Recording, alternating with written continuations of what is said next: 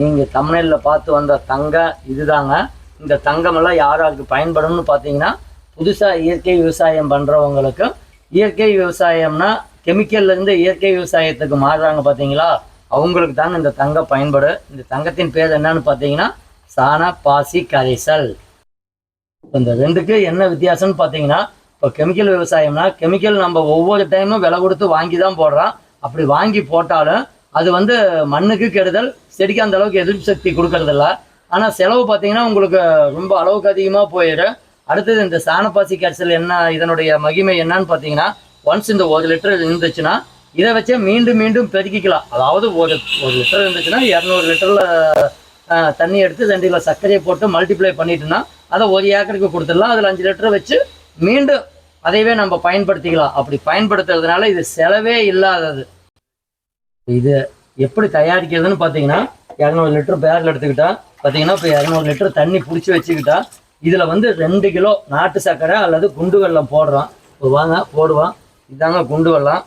இப்போ இந்த குண்டு வெல்லத்தை நீங்கள் உடச்சி போடுங்க. ஏன்னா இதை நான் உடைக்கல, ஏன்னா இப்போ நம்ம சுற்றிட இது அப்படியே உடஞ்சது கலைஞ்சது.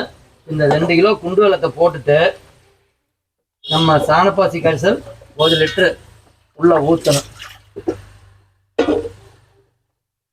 இதாங்க நம்ம சாணப்பாசி கரைசல், நாட்டு மாட்டு சாணத்திலிருந்து தயாரித்த சாணப்பாசி கரைசல். இது பார்த்தீங்கன்னா, இது எப்படி தயாரிக்கிறது, ஒவ்வொரு விவசாயியே தயாரிச்சுக்கலாம். அதனால தான் இது தங்கத்தை வாங்கினாலும் வாங்கலாம், இதை வாங்க முடியாதுன்னு நம்ம சொல்கிறது. இது நம்ம நாட்டு மாட்டு சாணத்தில் இருக்கிற பாக்டீரியாவை பிரிச்செடுத்து பண்ணுறோம். அது எப்படி பிரிச்செடுக்கிறதுங்கிறது நம்ம லோகு இயற்கை விவசாயம் அப்படிங்கிற என்னுடைய யூடியூப் சேனலில் நான் போட்டிருக்கேன். நீங்கள் அதை பார்த்து தயாரிச்சுக்கலாம். தயாரிக்க முடியாதவங்களுக்கு நம்ம தாய் தரோம், நம்ம தர்றோம். இப்போ போட்டாச்சுங்க. இதை நல்லா கலைக்கிடணும். கலைக்கிடும் போது பார்த்தீங்கன்னா உங்களுக்கு அந்த குண்டு வெல்லமும் கரைஞ்சது, சாணப்பாசி கரைசலும் குண்டு வெல்லத்தில் உள்ள இனிப்பும் கலங்கும் போது அதுக்கான உணவாக மாறிடும். அப்படி மாறிடுச்சு அப்படின்னா இதை 1 வாரத்துக்கு காலை மாலை கலைக்கணும். இதில் எல்லாம் முக்கியமான விஷயம்னு பார்த்தீங்கன்னா, சூரிய ஒளியில் தான் வைக்கணும், வெளிச்சத்தில் தான் வைக்கணும். வெளிச்சத்தில் வைக்கும்போது சூரிய ஒளியில் உள்ள பாக்டீரியா, ஒளிச்சேர்க்கை பாக்டீரியா, எல்லா பாக்டீரியாவும் இதில் சேர்ந்து வளரும் போது நமக்கு நல்ல ரிசல்ட் கொடுக்கும்.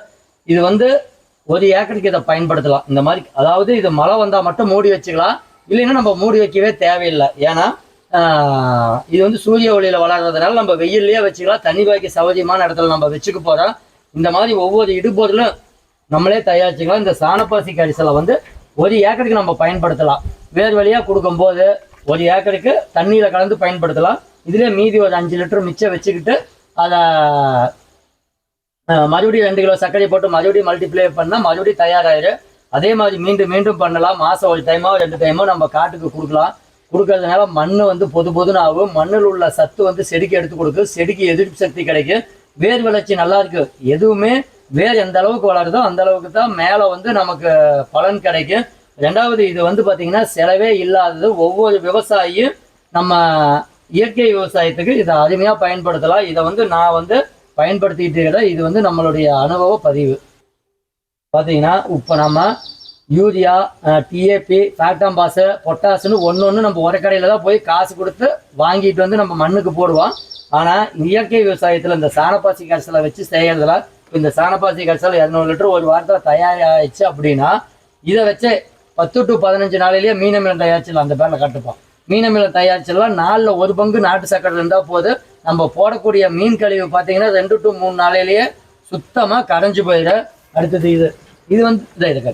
இது பார்த்தீங்கன்னா பொட்டாஸ். இது நாள் வரைக்கும் நம்ம பொட்டாஸ் போய் உரக்கடையில் தான் வாங்கிட்டு போட்டோம். இது வாழைப்பழத்தை போட்டே நம்ம பொட்டாஸ் தயாரிச்சுக்கலாம். இன்னொன்று எண்ணெயில், தேங்காய் எண்ணெயில் பொட்டாஸ் இருக்குது. நம்ம தேங்காய் எண்ணெய் கரைசலும் நம்ம பயன்படுத்திக்கிட்டு இருக்கிறோம். அதுலேயும் பொட்டாஸ் இருக்குது. அடுத்தது பார்த்தீங்கன்னா இது என்பிகே, அதாவது புண்ணாக்கு. அனைத்து வகையான புண்ணாக்கையும் உள்ளே போட்டு நம்ம சாணப்பாசி கரைசலில் உள்ளே ஊற்றி சர்க்கரையை போட்டு பண்ணிகிட்டு இருக்கிறோம். இது என்பிகே. இந்த மாதிரி அனைத்து விதமான இடுபொருளும் நம்மளே தயாரித்து கொடுத்துக்கிறதுனால தான் நமக்கு செலவில்லை, மண் வளமாக இருக்குது. இது பார்த்தீங்கன்னா இப்போ தயார் நிலையில் உள்ள சாணப்பாசி கரைசல் இந்த மாதிரி தான் இருக்குது தயாரானது. இது தயாரான நிலையில் இருக்குது. அடுத்தது கொடுக்கறதுக்கு அந்த பெரிய பாதையில் இருக்கிறது பூராமே நம்மளுடைய சாணப்பாசி கரைசல் தான். இது சம்பந்தமான அனைத்து விதமான பதிவுமே லோகு இயற்கை விவசாயிங்கிற யூடியூப் சேனல்லே இருக்குது. நம்ம விவசாயிகளுக்கு பயிற்சி கொடுக்குறோம், மண் முதல் மகசூல் வரை.